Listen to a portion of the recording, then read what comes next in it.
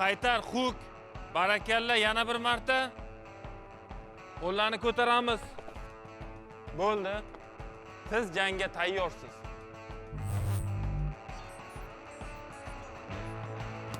Assalomu alaykum. Sizga bankdan qo'ng'iroq qilyapmiz.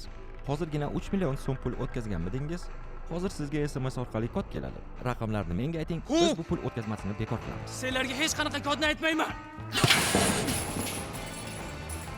Keyingisi. Assalomu alaykum. Men bankning qo'llab-quvvatlash xizmatidanman. Sizga shaxsiy xabardan yozyapmiz. Iltimos, shaxsingizni aniqlashimiz uchun kartangizning ma'lumotlarini yuboring. Qo'llab-quvvatlash xizmati hech qachon o'zi yozmaydi. Shaxsiy ma'lumotni ham so'ramaydi. Bu firibgarlar.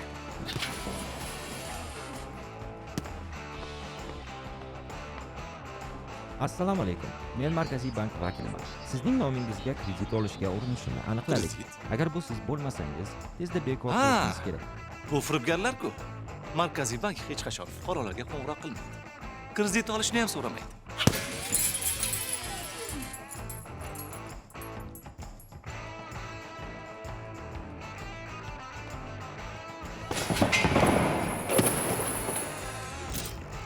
Endi siz himoya qoidalarini bilasiz. Firibgarlarga qarshi turishga tayyorsiz.